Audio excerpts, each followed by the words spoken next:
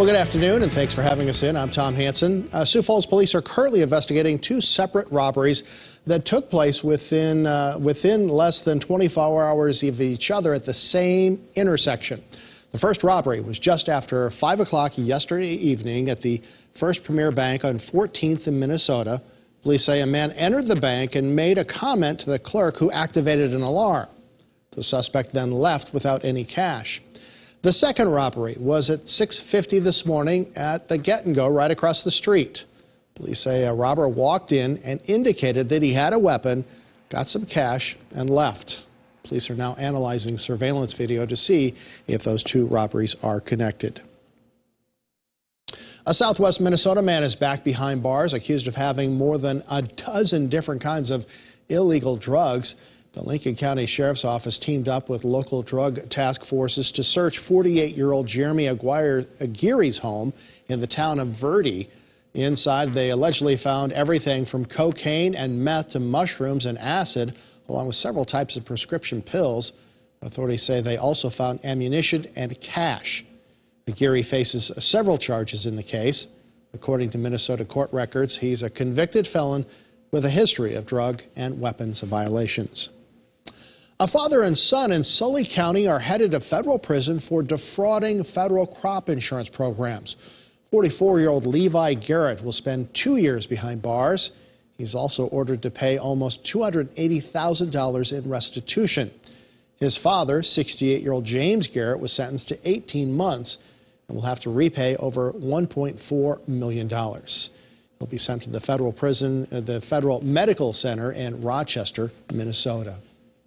Turning now, a first look at your midday forecast with meteorologist Adam Rutt. And it's nice to not see those negative signs in front of the numbers for a little while at least, huh? Yeah, and also it's nice to not see those minus signs across the entire region. They're still out there. They're going to be pretty stubborn, but eventually we do get a nice break from all of this as we head into the first couple of days of February. For now, though, there's a nice sight, both in terms of the sunshine and the lack of a minus sign for Falls Park. It's 4 degrees above zero, but then you have that southwest wind at 6 miles per hour. It's not bad, but it still does put the wind chill below zero out there this afternoon. Speaking of zero, that's our temperature right now in Aberdeen as well as in Worthington. 12, though, Mobridge and Pierre. 8 for Rapid City. 25, though, in Spearfish. Feels like a bona fide heat wave. 14 for Faith and Phillip, and then you have that wind. Not terrible, 5 to 15 miles per hour across much of the region, predominantly out of the west by southwest. It still, however, does put the wind chill below zero, especially if you are East River. It feels like it's minus 18 in Brookings, minus 22 in Worthington, minus 17 in Aberdeen, but a wind chill of 14 above zero, though, in Spearfish. Still, while we don't have wind chill headlines in place, we are going to have to deal with that for a little while longer. Satellite and radar is also going to be pretty quiet today, both locally and regionally. Just a few bits of fair weather cloud cover, and then that's just about it for the day. Speaking of which, the rest of your afternoon will feature a good amount of sunshine, highs in the upper single digits to mid-teens in many areas across southeastern KELOLAND, even near 20 toward Wagner and Yankton. Further north on I-29, again, upper single digits to mid-teens with a decent amount of sunshine, but once you jump over the river, we see highs climb into the 20s and even into the 30s. More warm weather is on the way as we head toward the weekend. We'll talk about how warm coming up in your full extended forecast. Thank you, Adam. Well, this morning, South Dakota lawmakers heard more than an hour of testimony on a bill that would prohibit certain kinds of care for transgender youth in the state. HB 1080 would prohibit gender-affirming hormones, surgery, and puberty blockers for minors. Supporters of the bill say this kind of care is dangerous and irreversible, while opponents said that the care is life-saving and necessary. Lawmakers voted to move the legislation forward. It now goes to the House floor. KELOLAND's Dan Santella, digital reporter Jasmine Jackson will bring you team coverage of today's debate today on KELOLAND.com and KELOLAND News at 6. The South Dakota State Senate is set to have a meeting this evening at 5 o'clock Central Time to determine the fate of suspended Senator Julie Fry Mueller. The Select Committee will decide whether to recommend that the Senate expel, discipline, or exonerate the Rapid City Republican. You can watch the public portions of today's meeting live on KELOLAND.com. We'll also bring you a full recap tonight on KELOLAND News.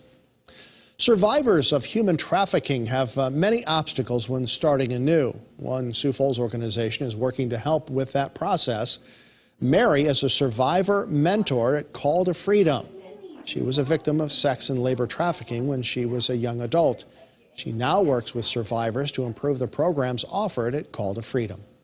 Look over the programs and what a person needs when they come out of trafficking, and it includes sex and labor trafficking. And now to this day, I continue with that. I speak, I educate, and to let people know that this is happening. And it's happening in our city and in our state, and that there's services available.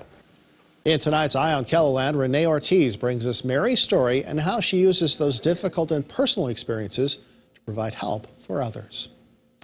The city of Memphis has now disciplined or fired 10 police and emergency workers at the scene where Tyree Nichols was beaten earlier this month. Now, that includes 5 former officers charged with second-degree murder.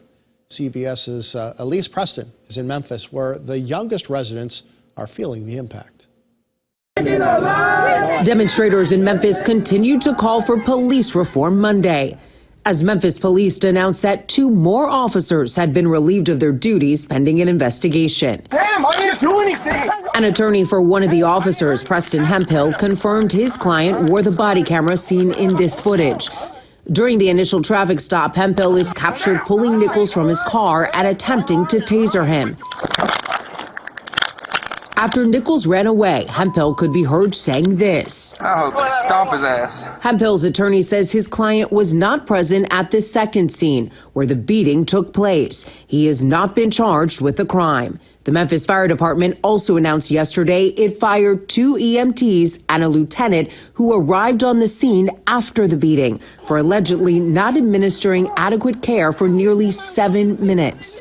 We pray for healing in the city. Monday night, mourners gathered at a vigil for Nichols at the same spot where he was beaten. The 29-year-old was a father to a 4-year-old son. What can you do when you experience trauma or when you have difficult emotions? Administrators at the Balmoral Ridgeway Elementary School in Memphis are trying to help students process their community's grief. They're not sure what those feelings are. So it's important to put a name to it so that they can understand what this is that they're seeing and how it's making them feel.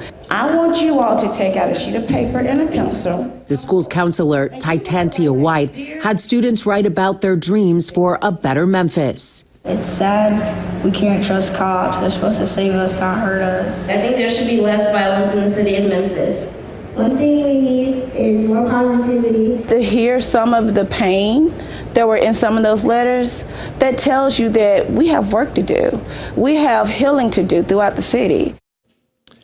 As Memphis continues to mourn, the Biden administration announced it will send 4 officials to Tyree Nichols' funeral tomorrow.